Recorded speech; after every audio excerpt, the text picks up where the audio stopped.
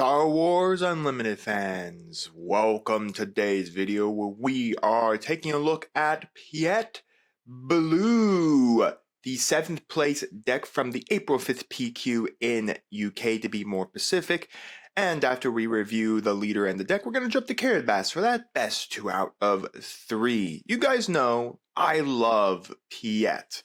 I played a lot more of Piett Red than I have Blue, but I think both are still very good combinations. Red gets you more of an aggressive package, so you have more access to things that can punch your opponent. You have Devastator, Full Matrix, you have the Persecutor now if you wanted to go with that, as well as you do have access to Aggressive Negotiations, the best card of the format. But Blue still gives you other access, gives you to more control access, gives you to some different ways to do it. And especially now in Blue, the new meta card that every Blue deck is now playing, especially Blue Villainy, Condemn. So where Red gets you aggression to wipe your opponent out faster, aggression is just mono red. In Blue Villainy, you get Condemn, which can lock down a lot of leaders and a lot of unit cards and just turn them off. So that's kind of where Blue Villainy right now is. It's where it's more control utilizing Condemn. But nonetheless, today we are not looking at Piett Red. We are looking at Piett Blue, in my opinion. Still a very strong version of Piett. I just think I prefer more of the red package than the blue package, but I want to check out the blue package. We might do a video over Piett Red, or I might have to bring Piett Red to one of my locals and get a video recorded for you all with it. So without further ado, let's take a quick review of Piett and the deck itself. Piett once again states action, tap and play a capital ship unit from your hand. It costs 1 less when you play it out. Epic action, you flip him for 5, he's a 2/7, so it's very squishy on his backside, but what you want to get him onto his backside is one major reason. On his backside, he states that all your capital class vessels in your hand cost 2 less when you play them. So the whole gimmick here is that you can flip him on 5, and then you can drop down a 7 cost ship for 5. So that's your whole kind of gimmick, where that you're kind of reducing your ship's cost so that you can bring out these big beat sticks in the space arena a lot faster than your opponent maybe has a chance to respond to them. So that's kind of your whole reasoning behind all of that. So it's a very fun deck. So anyways, we're just the 7th place deck was running a shield generator complex, so run any mono blue base that you want as long as it's not the splash or the 4 spaces. You definitely want the extra health points in Piett because we take a little longer to set up than most other decks. For the ground units, a lot of it is going to be droids because we do have the Invisible Hand in here, a staple from, of course, the Secrets of Power meta. So for our ground units, we have triple follower of the code with Restore 1, triple Gonk droid on attack. The next unit you play this phase costs 1 less. Really good to play out as your first turn play with Piett and then swing the Gonk into your opponent's base, steal them 1 damage, and then use Piett. Then you can drop a capital class vessel for a cost of 2 less because of Gonk and of Piett. Triple Imperial Dark Trooper, triple Interrogation droid. Now you might be thinking, well, Tyler, clearly we're not running the splash base, and clearly we don't have the ability to actually play this. We're only playing this with the use of the Invisible Hand. So that is completely it. So yes, if we happen to get this into our hand, we can play it for a cost of 6, because we'll have to take the penalty for not having aggression and not having cunning in our colorations, and we don't have the splash base to ignore one of the 2 aspects. So that we reduce it down to 4 drop, but nonetheless, we still kind of just want to see this out of our deck through the Invisible Hand, because the Invisible Hand states that you can look at the, when we look at it, we look at the top, I believe it's 6 or 8 cards, you can grab a droid unit from your hand. If it's a 2-cost droid, you can play it for free. So I have the Imperial Interrogation droid, when play exhaust enemy unit. If you do, if that unit costs 3 or less, the controller discards a card from their hand. So we could just rest cheap stuff on their battlefield. We can just basically then discard a card. But nonetheless, we do just get to exhaust any enemy unit on play. Double Lobot, the only droid we have in here that only ground unit that isn't a droid. It's just got the Sentinel and has grit. And then finally, triple droid laser turret with Sentinel and coming out shielded. For our space, we have triple Supremacy TIE SF for Sentinel, triple Corvus, restore 2 when played. You may attach a friendly pilot or upgrade unit, or upgrade to this unit, defeat all upgrade upgrades on that pilot remove all damage from it. So basically you could grab one of the other two. Most times we're not really going to care about the upgrade. We're just going to throw this out as a capital class vessel for a 4/5 in space. Triple MC-30 Assault Frigate for Overwhelm and Raid 1. Double RC-90 Relief Runner just for that Restore 2, and then when defeated we can heal 3 damage from a unit or base. Triple Invisible Hand, as I stated, reason why all our ground unit is droids. When played, when this unit completes an attack and survives, so it's very important that if you swing it into one of your opponent's guys and it happens to die in that attack, we don't get this ability, so a lot of times you might want to swing it on your opponent's base so that you can get the when this unit completes an attack and survives. You may search the top 8 cards of your deck for a droid unit, reveal it, and draw it. If it costs 2 or less, you may play it for free. Put the other cards on the bottom of your deck in a random order. So basically, that's how we're going to get out the interrogation droid, is through, of course, the Invisible Hand, which again, once we flip Piett, we can actually play this at a 4 cost down onto the battlefield, meaning we can then start ciphering into our droids. Triple Cantwell Arrestor Cruiser, a really cool card in my opinion. It was a really fun card. I never really got to play it in the Secrets of Power meta with Piett Blue. When played, you may disclose double blue, 1 black. If you do an exhausted enemy unit, that unit can't ready while this unit is in play. Very important there, it can target your opponent's leader as well. So it just says target a unit, not a non-leader unit, just a unit.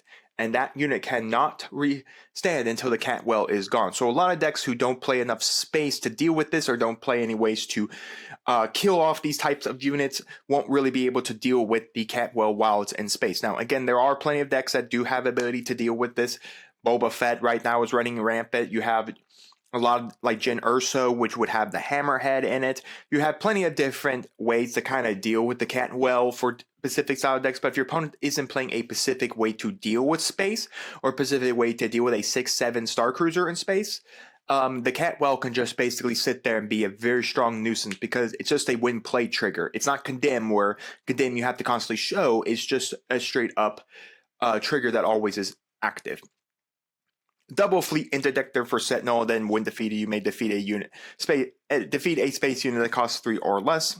And then finally, triple Lawbringer. When played on attack, choose an aspect. Each enemy unit with that aspect gets -2/-2 for the phase. I'm not so sold on Lawbringer, and don't get me wrong, I do think it's a pretty cool card here. And I did really think this would be something that would be played in Piett Blue, because again, it's just a lot easier for Piett to ramp this guy out. For instance, this can come out on 6 if Piett flips and you have the Gonk droid out on your resource 5 turn. You can play this out with 3 less, so you can technically play it out on 5. Getting a 7/7 out on your 5th turn is not horrible in my opinion at all. But the whole aspect of giving -2/-2 to an enemy unit for each for the aspect that you choose isn't great. In my opinion, this would have been a little better for like a Voss Blue strategy, where you could, if your opponent had something in space, you go Voss Blue to ambush it out as long as Voss is living on his backside. Ambush it out, and then you get the win plate on attack trigger to give something. Then you can name the exact same aspect twice and gives that aspect -4. Basically, give that aspect -4/-4 for the phase, which is pretty nice. But again, it's still a very good card, don't get me wrong. A 7/7 in the sky that can constantly give stuff -2/-2 is very impactful, because it can reduce the health points and can reduce the attack points your opponent might have in the entirety of that phase. For our events, we have double No Glory on the results. Take control of a non-leader unit and defeat it. By the way, folks, Blue Villainy has lost a lot of its really good control cards because a lot of them were in sets 1, 2, and 3. So we really are struggling on finding good control cards in Blue Villainy. We still have some good ones, don't get me wrong, but we just lost a lot of the really great ones when we rotated. And then finally, triple turbo laser salvo. Choose an arena. A friendly space unit deals damage equal to its power to each enemy unit in that arena.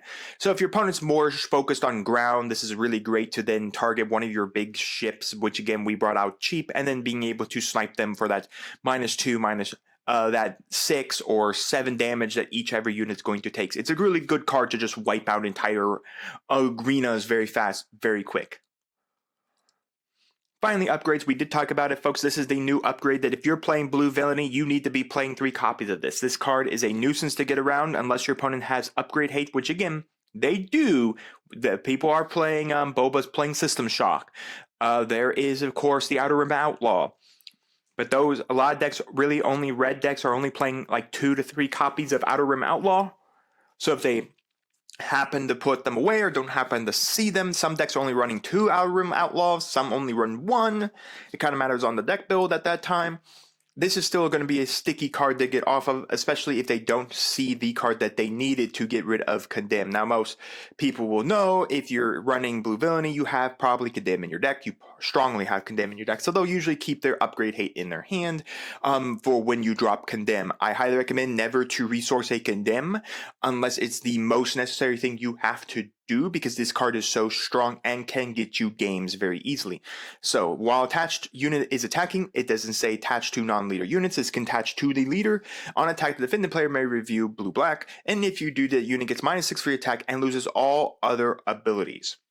So meaning that it loses all its abilities, all its attack abilities, and all of that. Now, there is a strange way to get around it. If you're playing in a mirror match of Blue Villainy, you can put your own Condemn on a Condemn, and then you can basically go on attack and then reveal your own blue-black on attack, and then you can reveal your own blue-black to have Condemn stop Condemn. So it's kind of a strange thing that you can do Condemn on Condemn, and your Condemn can counteract your opponent's Condemn. It's a little strange of an interaction. I don't highly recommend doing that, but you can do that to funky the weird interaction between Condemns. But most of the time, what you're going to do is you're going to slap this on your opponent's leader, and then keep at least one card that has blue-black in it to always showcase onto it, or 2 cards in this case. If you have a green and a green-black and a blue in your hand, you can constantly just show. You just need to be able to show the 2 colors constantly, and then your opponent always knows that there's no way for them to do anything. They just kind of sit there and they'll just leave their leader alone, or whatever they have condemned there alone, because there's not really any way for them to utilize the card until they knock off the Condemn trigger. And then finally, triple Craving Power. Attached to a friendly unit when played, deal damage to an enemy unit equal to the attached powers unit. Do not attach this Piett. Attach this to the big cruisers, and then just snipe something off the battlefield. Very quick and very nice. So if your opponent flips their leader and you have a big cruiser out, just go Craving Power onto the ship and then just nuke, and then just snipe their leader off the battlefield. Because again, it just says to an enemy unit equal to the attached unit's power. It doesn't really care about anything else. It just cares about the cost of attaching it and then sniping. For the extra sideboard here, we have double Eager Escort with the ambush. If we happen to be playing in space and we need to get rid of some of the space units, then Eager Escort's a great thing at doing that. Double Tree remembers the other kind of control card we have in here, that enemy loses all abilities for the phase, but if it costs 3 or less, you can just straight up defeat it. It's sketchy. I mean, the enemy abilities loss is pretty nice, because that way you can deal with like on attack triggers, Sentinel triggers, and all of that, where you can basically then go ram into the unit or ram into the base for the win. And if it's cost 3 less, you do get to kill it. 1 𝐒𝐍𝐍𝐵 Listener if we need another capital class vessel Sentinel in the sky. 2 Lost and Forgotten, the other really good kill card right now in the game, but it only can defeat non-leader units, but you do heal 3 damage, so we're playing that on the side. 1 more Fleet Interdictor, and finally 2 Annihilator. When played, when defeated, may defeat enemy unit. If you do, search its controller's deck for and hand for each card with that unit's name and discard them. They shuffle their deck. As a reminder, this looks for the name of the card, not the subtitle of the card. So if you hit a Luke Skywalker, it's going to hunt all Luke Skywalkers in your opponent's deck.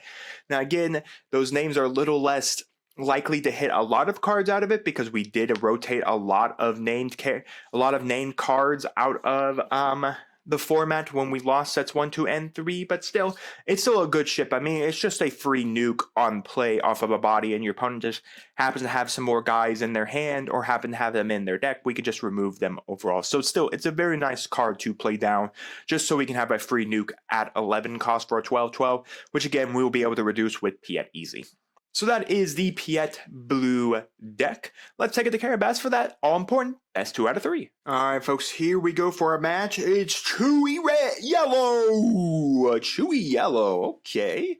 I've yet to play this Chewbacca. So anyways, this is the new Chewbacca from Law that says action, pay 1, defeat a friendly resource, typically the resource you paid, and then deal 2 damage to unit and create a credit token. His epic action is you must pay 4 to deploy him, and then on attack you may defeat a friendly resource if you deal 2 damage to unit and create a credit token. So your whole gimmick is you're kind of just like poking your opponent in the face, and I would like to actually maybe get something I can play. I mean, thanks for stuff I can play, I guess. I did ask for stuff to play. That's my thing. So we're gonna throw out Lobot here. All right. We will claim the initiative. We'll put this away.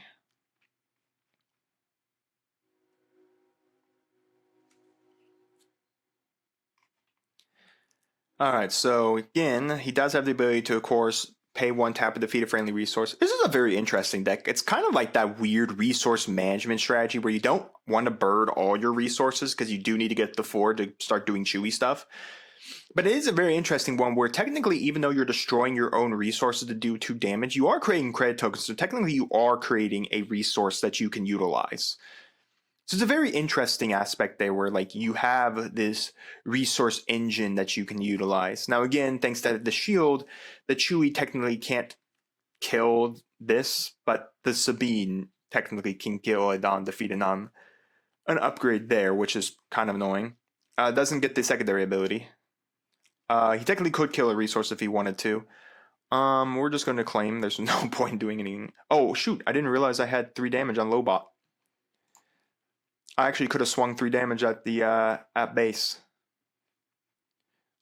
We're going to need to have this, so we'll put a CR90 relief runner. We're going to throw out a follower. All right, we'll just claim because I can't drag myself out. He can pay all 4 here if he wanted to drag himself out. Yep. Cantwell, baby. We technically could drag Piett out here to bring out the Cantwell, but I think I'm just going to reduce the cost, play this for normal, and I'm going to drop a Gonk Man. Play the Gonk Man for free. I don't want to drag the Cantwell just yet, just because I'd rather play it on my turn. I'll drag out the Piett though. I'll see what he wants to do. Because he's got 5 up. Okay, so that is just going to smash. That's kind of what I thought. Okay, so my opinion would be, okay, I would have done the 5 there and then burn the attack, destroy a friendly resource, and then do 2 extra damage and done it onto the Piett. That technically would have killed Piett in 1 shot. We'll claim here. But this does mean he's down a resource as well. I also would have played a card. Play something at 5 cost or even less. And it's like, get off from there. It's like, it's not overly horrible.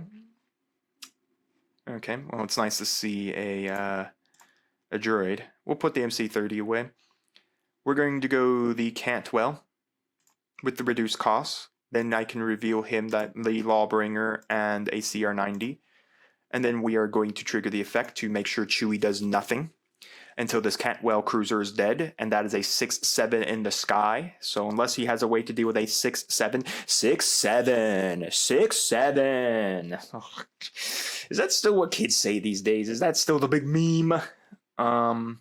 So Sabine attacked the base. Let's kill the red 5. We can drop a Dark Trooper for free. Let's see. I mean, there's not really much to do here. We can go after Sabine with the Gonk. I guess I can reduce the cost of something. We can just claim from here. There's no point in doing anything else.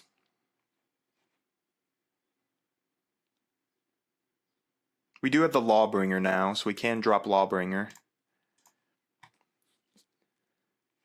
We also have the ability to drop this, just so that we can protect our base. Okay, what do we want to do? Because this technically can swing here, which is pretty nasty. Let's drop the Fleet Interdictor. That way this has to go after the Interdictor, and not after the Cantwell cruiser. Swing. Let's drop the Interrogation Droid. We can play that for free. We can rest down this B-Wing.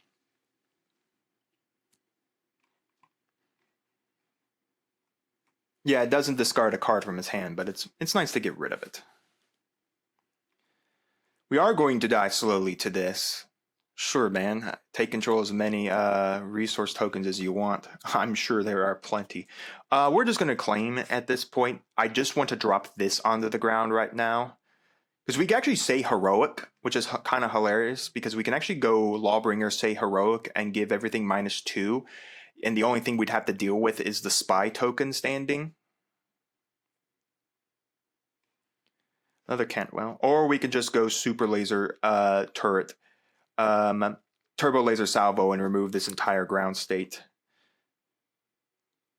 We'll put the other CR90. I know that's quite dumb because that's technically a heal for us, but right now I don't think I care. We're going to go for the ground arena. We're going to select one of our 6 cost vehicles, and that's just going to immediately remove the ground from being ever having existed.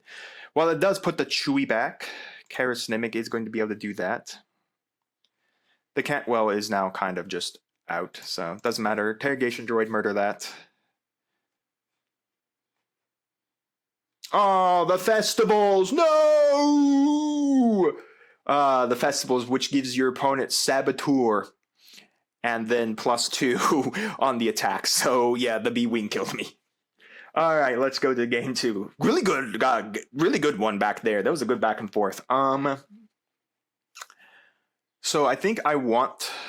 Do I want to do the tree remembers? Because technically it would lose all abilities for this phase, but I'm not sure if that works like I want it to work. He doesn't really play much space. There's not a reason to bring anything else in. We might bring one Annihilator in, but that's such a late game, and I don't have any idea what we would annihilate for.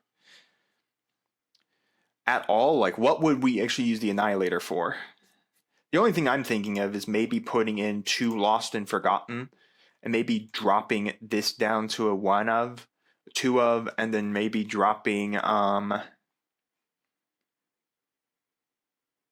guess maybe we could drop the MC30, but I don't know. There's something about having the MC30 do stuff, which is pretty nice.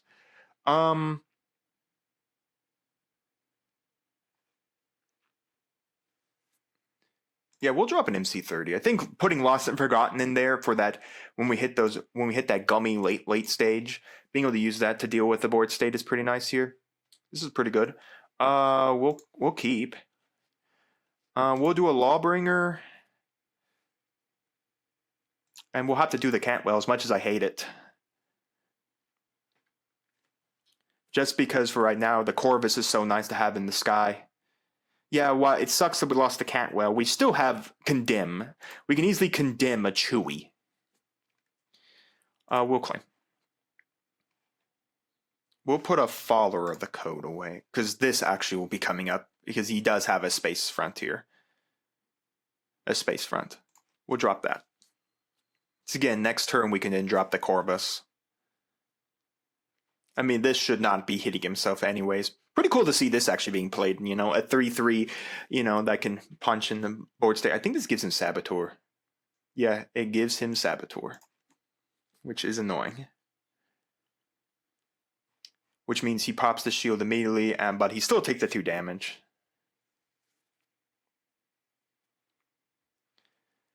I don't think we're going to need all the fleet interdictors, in my opinion. Playing that. I mean, technically, next turn, we do have the ability to... Yeah, that kills a low bot. Technically, he has the ability to bring out Chewie this turn as well. Or not. So he's just going to burn to create a credit token. Again, Chewie has to pay... Oh, no, right. No, it's pay 4. He doesn't need 4 resources standing. He just needs to pay 4. Hilarious. We can put this away. Corvus into there before it dies, because the Chewie is going to just kill it, because it used its ability twice on me. Creating another credit. We can drop this. It's interesting he's deciding to utilize the Saboteur skill to actually come and kill the Sentinels. A little strange if you ask me. His big problem though is he's burning moral authority. He moral authority me. I will just claim. That's so annoying. Well, there's the Cantwell. So that's mainly just going to rest down that Chewie, and then next turn we have the ability to mark this off and heal the... We have the ability to actually kill this off anyways.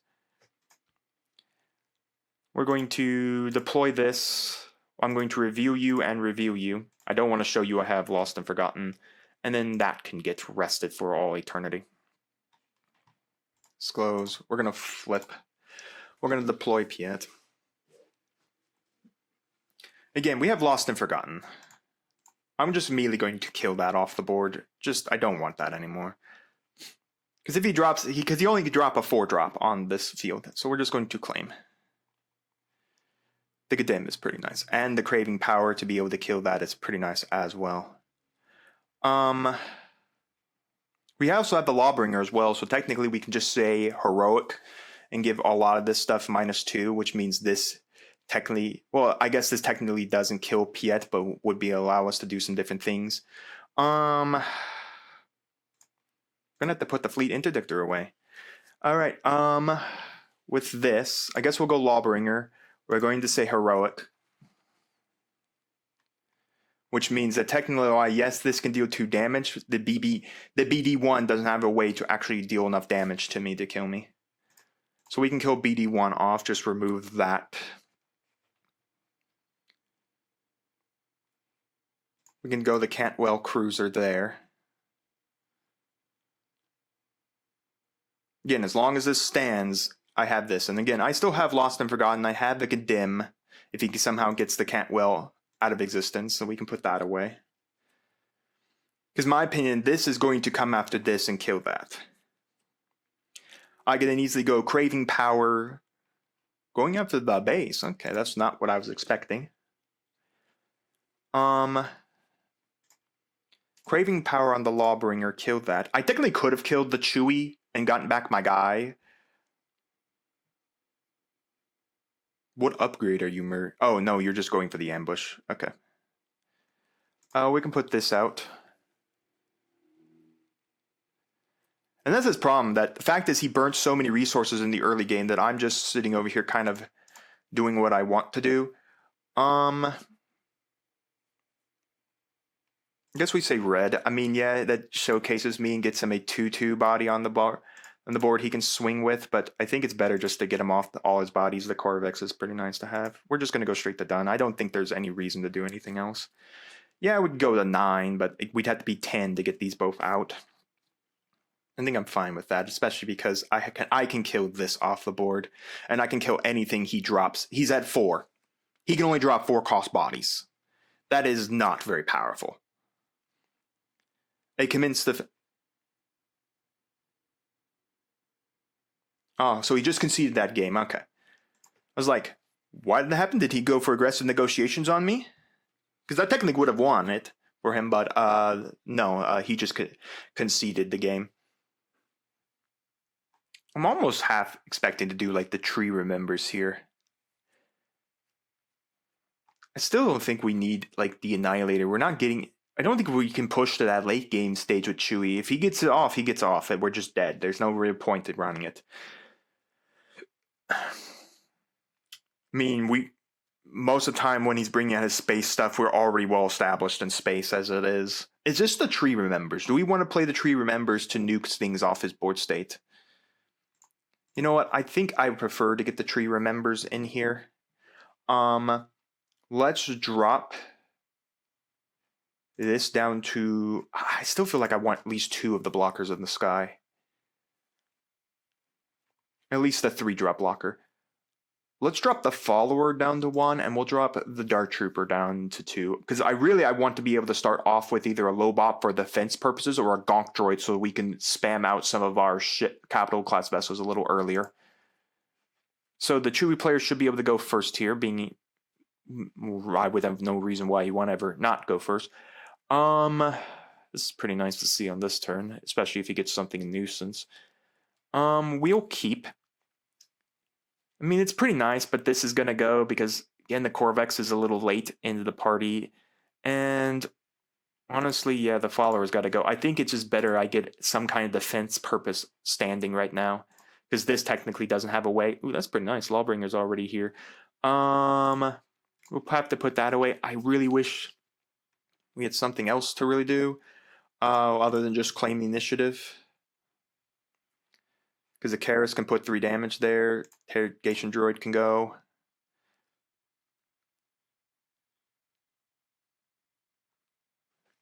I mean, this is turn he drags Chewie out, but I can condemn the Chewie. I have more than enough copies of things to condemn the Chewie. I'm gonna soft pass.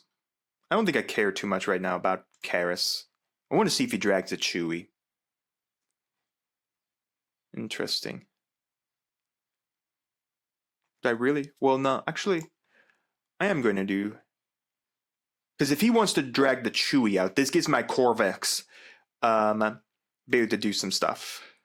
We'll put this 𝐒𝐓𝐃𝐃 away. Because we can go no, we don't want to go no glory on results on this, because this immediately gives him it. We would rather go craving power, kill it, and then give us the 3, 4, 5 in the sky. Okay. Han Solo onto that. That's annoying. Because this gives a +2/+2. Well, we're not dead if we utilize this.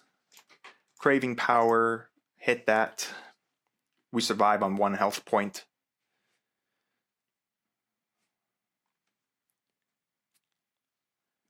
And we do get to bring out Piett this turn if need be.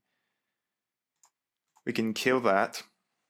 While this does kill this, that's fine with me because I do get a free body I can just drop onto the board state. Thanks for the 3, 4, 5 body. We can drag out Piett. We can deploy Piett here.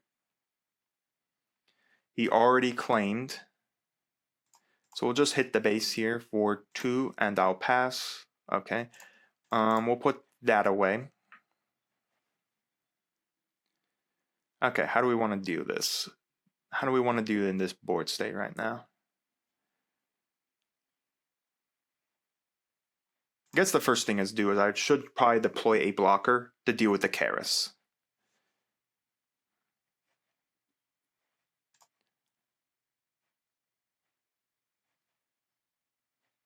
Then I can hit that. So if he wants to get back his AT hauler, he would have to sacrifice the Falcon into it. Okay. Piett there.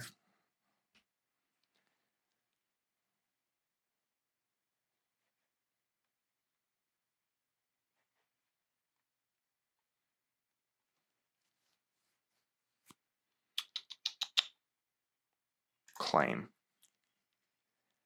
I think he's going to get this one. I really just don't see a great way to do with this because, again, yeah, the Chewie there, do that, create the spy, kill that, Chewie into base. 2 damage.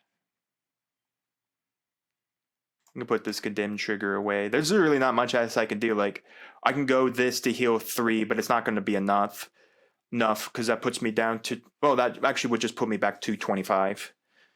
But I'm dead on this board state. Just no way. I mean, I just kind of couldn't outlast it, so I can easily go that. That puts me up to 29. That immediately kills me. Yep, aggressive negotiations for the win. Good game, though. Good game. Colts won. Well, there we go, folks. Piett Blue lost out in the end to Chewie Law Yellow. Still a pretty cool deck with the Chewie Law Yellow. I think we only were able to get game 2 because our opponent basically, I think, fumbled really in that mid game where they dealt all that damage to my 𝐒𝐓𝐃𝐃 early and then just stripped themselves down to a really low amount. I think we could have actually gotten game 1, hilariously enough. I think if I had just ignored the spy. The spy dealt 2 damage. I should have actually gone after the B-Wing, killed the B-Wing off the battlefield with my blocker, or one of my guys, like the 𝐂𝐻𝐃 could have done it easily as well, or any one of them could have killed off the B-Wing. And then I could have easily just moved on from there. Because even if he did, I think Commence the Festival gives him a +4, the spy wouldn't have killed me. And then I could have retaliated against the spy and killed it off. And then I could have potentially continued from there how I wanted to play. I wasn't expecting Commence the Festival for the win, but I guess that's just where that goes. But nonetheless, guys, it's a fun deck. It's a good deck. I think if you can get the setup right, if you can get everything going, this deck is still a nuisance. I mean, we saw twice. We can't weld his Chewie, and once a Chewie got can't weld, they couldn't really do anything. I mean, he just kind of sat there and did nothing. I mean, yeah, we could also condemned it as well. Maybe that's what I should have. Maybe I should have soft passed to force him to maybe game 3. I probably should have soft passed to force him to see if he'd drag his Chewie out, which I think he wouldn't have. I think he would have claimed the initiative and gone to the next round because he knows what I'm doing. I'm just waiting for him to bring it out, and then I'm going to just condemn it and then force the condemn trigger onto it, which means in that point they would been a useless guy. So that would have actually technically saved us because I would have had the condemn on it. And maybe that's what I should have done on game 3. I should have maybe forced him to bring out the Chew with the thought of whether or not I had the condemn in my hand and I was playing the game of you bring out, I condemn you. Maybe that's what I should have done to him, was force that condemn trigger. It's force him to either bring the Chewie out by paying the 4 resources, or in essence just force him to take the initiative and then bring the Chewie out in a later stage, which would have been very annoying because then I didn't have anything in space, and I think game 3 hurt me the worst. I wasn't able to get enough space units, and maybe I should have taken the mulligan there. I can't remember if I did or not. Maybe I should have taken the mulligan, tried to get some star cruisers in my hand for the late game that start doing with Piett. But yeah, nonetheless, it was a fun game. It was a good game. It was a good game overall, and you guys can let me know your thoughts down in the comments on the gameplay on the deck. And while you guys are commenting, do make sure to like the video, subscribe to the channel, and ring the bell so you know when my videos go live for you. I will see you here next time on Mama Dragon's TCG.